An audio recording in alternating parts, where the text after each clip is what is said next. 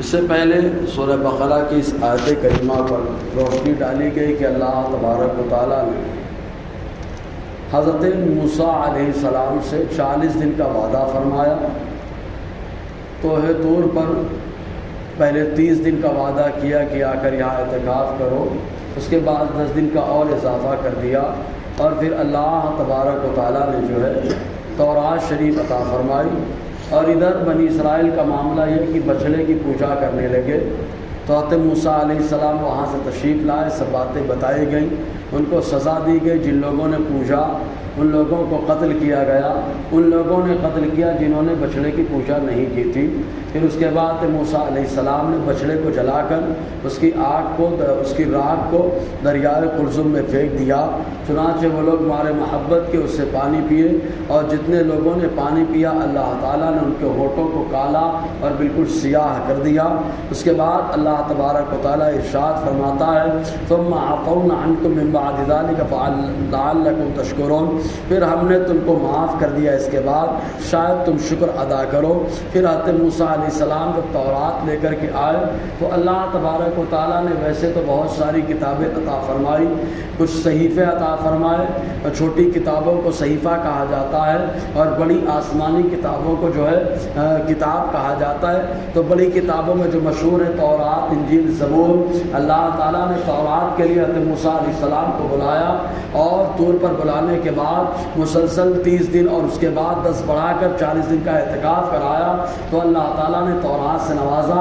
حضرت عیسیٰ علیہ السلام کو مقام ناصرہ میں بلا کر اللہ تبارک و تعالیٰ نے انجیل سے نوازا۔ حضرت داؤد علیہ السلام کو اللہ تعالیٰ نے بلا کر مقام مخصوص پر جو ہے زبور کو نوازا۔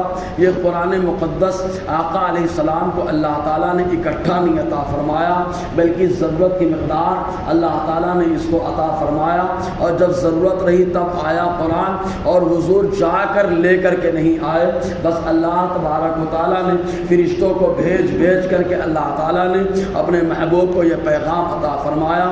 یہ اور بات ہے کہ جو وحی ملتی ہے، وحی کی 3 صورتیں ہوتی ہیں۔ پہلی صورت یہ ہے کہ اللہ تبارک و تعالیٰ ڈائریکٹ پردے کے پیچھے سے وحی عطا فرما دے، جس کا ذکر قرآن میں ملتا ہے۔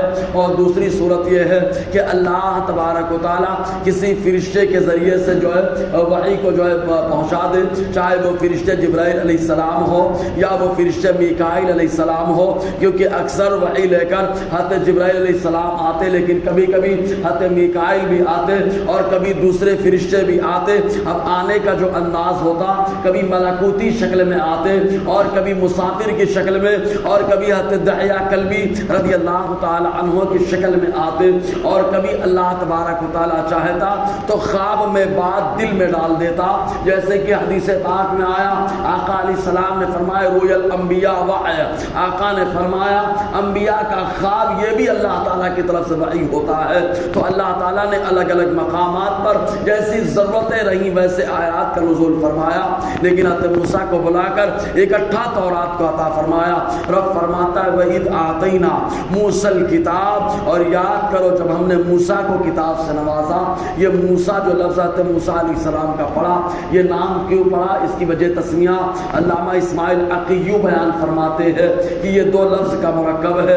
ایک لفظ کا معنی ہوتا ہے ماں مانے پانی، اور شے ایک لفظ ہے یعنی تابوت، تو پانی والا تابوت۔ چونکہ حضرت موسیٰ علیہ السلام کی جب ولادت ہوئی تو یہ قتل کا سال تھا، جب بچوں کو فرعون کی طرف سے حکم تھا قتل کر دیا جائے، تو قتل کے سال آپ کی والدہ نے پالنے کو اس انداز میں سنوارا کہ اس میں روئی اور کپاس کو لگا دیا جھولے کو، اور روئی اور کپاس کو لگانے کے بعد اس کے تمام سوراخ کو اچھے سے بند کر دیا۔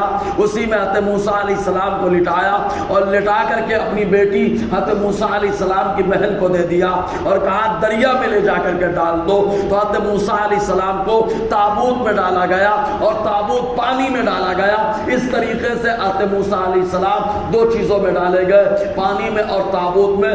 ماں مانے ہوتا ہے پانی، اور شے مانے ہوتا ہے تابوت، تو اسی سے جو لفظ بن گیا عبرانی زبان میں تو موسیٰ لفظ بنا۔ یہ اور بات ہے کہ اللہ تعالیٰ نے کرم فرمایا کہ دریا کا وہ حصہ جو کٹ کر فرعون کے دربار سے گزرتا تھا اس میں ہی وہ پالنا مڑ گیا اور فرعون نے نکال کر حضرت موسیٰ علیہ السلام کی پرورش کی۔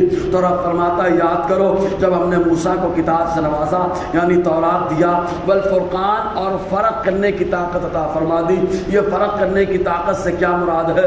تو تین تفسیریں کی جاتی ہیں۔ کچھ لوگوں نے کہا یہاں فرق کرنے سے مراد خود تورات ہے کہ اللہ تعالیٰ نے اپنے تفسیری کے طور پر فرمایا کہ کتاب یعنی فرقان جو تورات ہے وہ عطا کر دی۔ اور کچھ لوگوں نے کہا فرقان سے مراد کفر اور ایمان کے درمیان فرق کرنے والی چیز ہے، جیسے حضرت موسیٰ علیہ السلام کا عصا جو کبھی اژدہا بن جاتا تو کبھی ڈول کے جو رسی بن جاتا اور کنویں سے پانی نکال دیتا، اور کبھی حضرت موسیٰ علیہ السلام اس سے چھڑی کا کام لیتے اور کبھی اس کے ذریعے سے کاٹنے کا کام لیتے۔ اس انداز میں بہت سارے کام حضرت موسیٰ علیہ السلام اس سے لیتے۔ تو وہ حق اور باطل اور کفر و شرک کے درمیان، کفر اور ایمان کے درمیان فرق کرنے والی چیز ہے۔ ایسے ہی اللہ تعالیٰ نے حضرت موسیٰ علیہ السلام کو ید بیضا سے نوازا کہ جو سیدھا ہاتھ تھا اگر وہ بغل میں دبا کر نکال لے تو یہ ہاتھ چمکتا ہوا نظر آتا تھا۔ تو حق اور باطل کے درمیان فرق کرنے والی چیز ہے۔ اور کچھ لوگوں نے اس کی تفسیر یہ بھی کی ہے کہ یہاں حلال اور حرام کے درمیان تمیز کرنے والی چیز ہے کہ بتا دیا حضرت موسیٰ علیہ السلام نے یہ حلال ہے یہ حرام ہے۔ اللہ نے یہ طاقت موسیٰ علیہ السلام کو عطا فرمائی لعلکم تہتدون، یقیناً تم ہدایت پر پہنچو۔ تو اللہ تعالیٰ نے کتابوں سے اور فرقان سے مالا مال فرمایا۔ اب اس کے بعد جو بچڑے کی پوجا کی تھی تو سزا کیا ملی اس کا خود اللہ تعالیٰ نے ذکر فرمایا۔ انشاءاللہ اس پر روشنی رہے گی۔ اللہ تعالیٰ ہم سب کو فیضان قرآن برکات قرآن سے مالا مال فرمائے۔